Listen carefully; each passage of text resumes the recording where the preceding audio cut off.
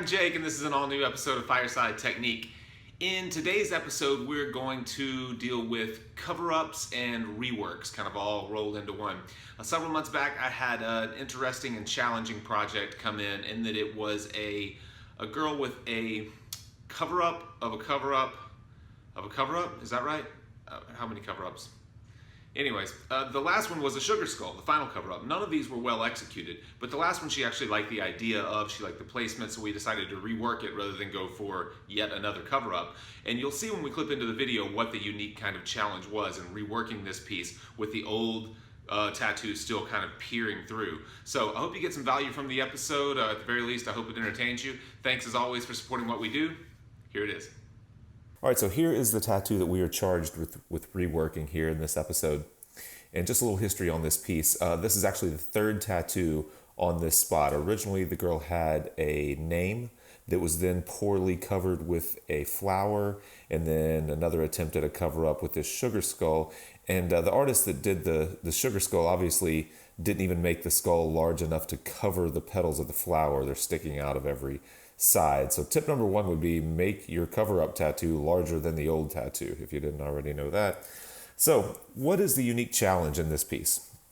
To me, it's that we have these light areas in the skull that need to remain light. There's already so much going on in this skull that the areas of light need to stay that way.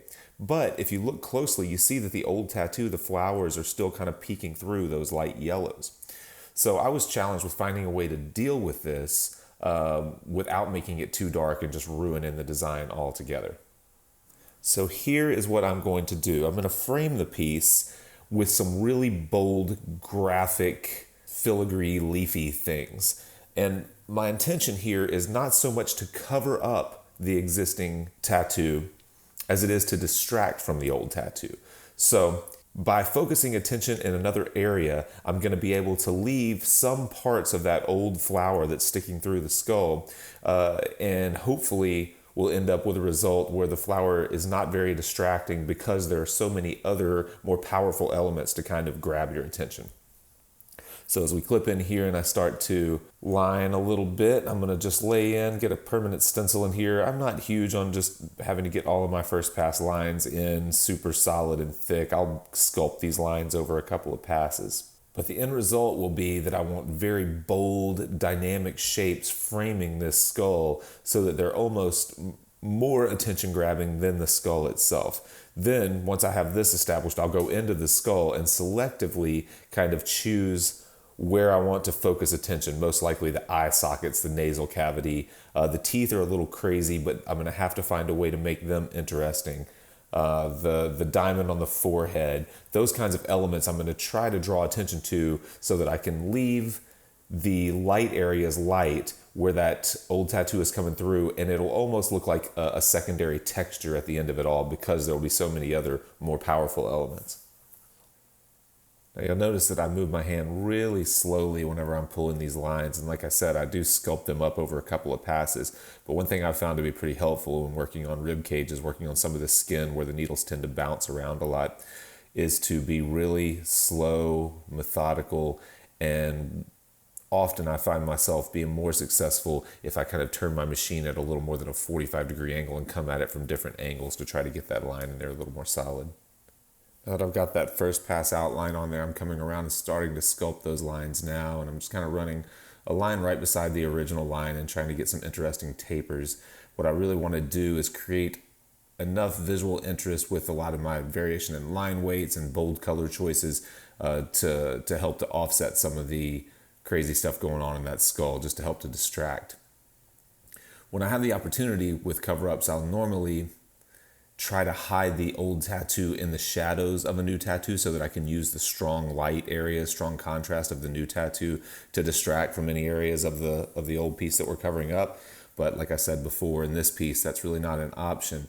If I tried to go dark on any of the areas where I'm trying to cover, I would end up just completely destroying the skull. It would get so dark that it would become unreadable, and that's what makes this piece kind of a unique challenge.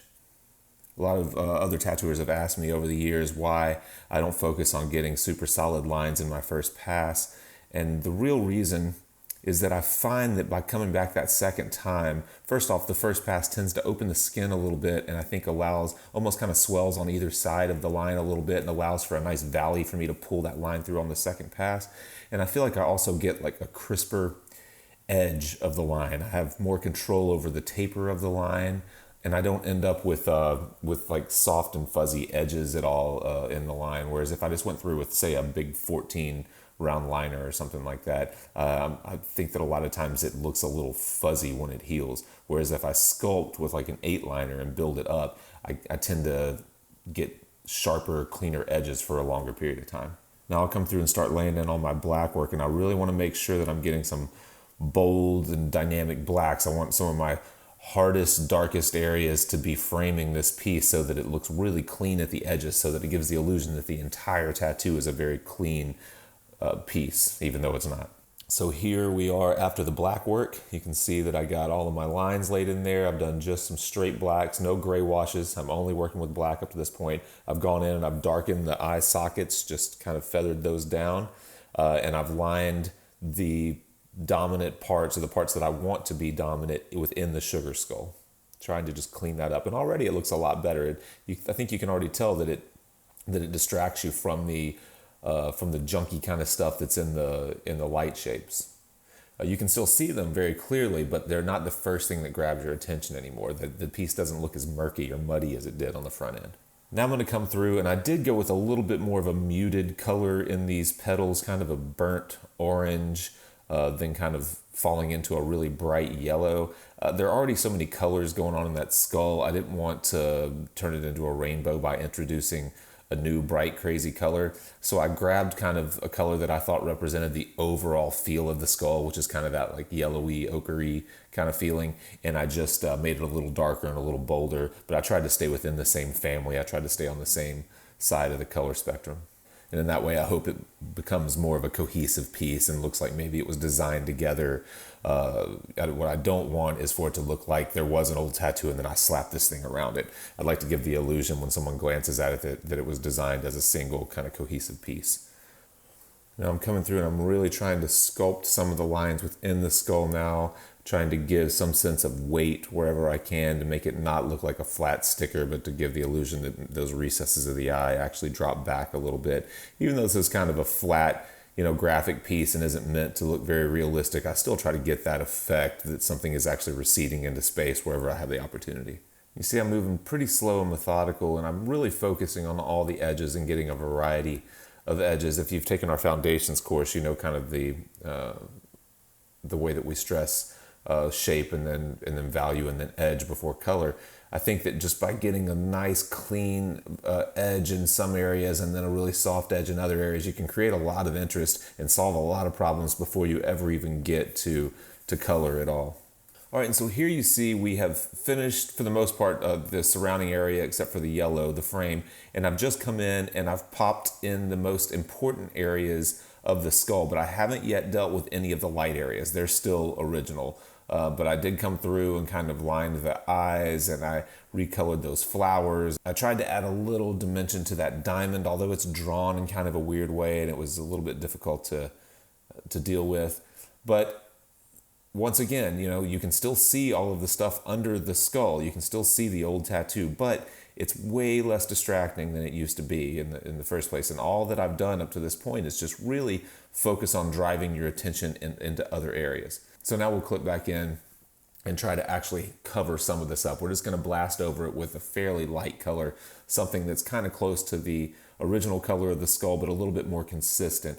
The first time around, we had some kind of spottiness in the color. There were some areas that were light yellow, other areas kind of got a little more peach with no rhyme or reason. Some areas got a little bit more red than that, and it seemed to just have no real purpose to the way that they colored the light areas of the skull. So all I'm going to do in this part is just try to get some kind of consistency throughout the shape of the skull. I don't want to get a ton of gradations or anything in it, just because there's already so much going on that I feel like the eye just needs a little bit of relief. I just need some kind of light, simple area for your eyes to rest, because there's so much going on in the rest of the skull.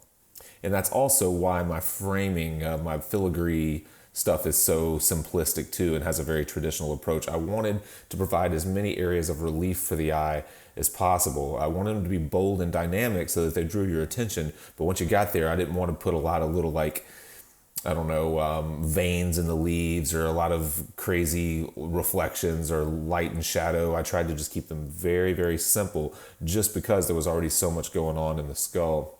And I think that's pretty important. I think it's one of the most important elements to consider, one of the most important things to consider whenever you're looking at cover-ups and reworks is what's going on in the existing piece and how can I balance it? How can I offset it? So if you have an old tattoo that's really, really busy and there's a lot going on, you're not going to do it any justice or make it any better by adding a lot more similar crap around it. What you want to do is add some simplistic shapes around it so that it kind of balances. We're always looking for contrast. If we have really busy areas, we want some simplified areas. If we have really light areas, we want some dark areas. If we have really thin lines, we might want some thicker lines. So we're always trying to find a good balance between different shapes and edges. We're getting towards the end here. My client is struggling a little bit, although she's sat like a rock for, I don't know, at least 4 hours or so. And here we go. This is the old piece, just as a reminder. You can see that the old tattoo is still sticking through, and it's just the first thing that your eye tends to go to. And then we transition here into the updated piece. And I think that, I think it's pretty successful. You can still see that old tattoo is coming through, and it'll come back through even more. This is fresh ink on top of it, so it's really kind of muted the old stuff here on the front end. But when it's healed, it's going to pop back through to an extent, but we still have some bit of consistency through the shape of the skull. The color in the skull itself is a little more consistent, and we've introduced enough powerful elements that I think the tattoo is way more effective now. And even though some of that old stuff is still showing through, I don't think it's as distracting. Now, is this as good of a tattoo as I could have done if I had started it from taking on the sugar skull as a cover-up originally? No, but I knew that going in. I knew that I was going to have to give and take a little bit in this cover-up. I knew I wasn't going to cover it completely, that I was going to have to find a creative workaround. And this was my idea. If you think you have a better idea or would like to contribute anything, I'd love to hear your comments. Thanks as always for supporting what we do.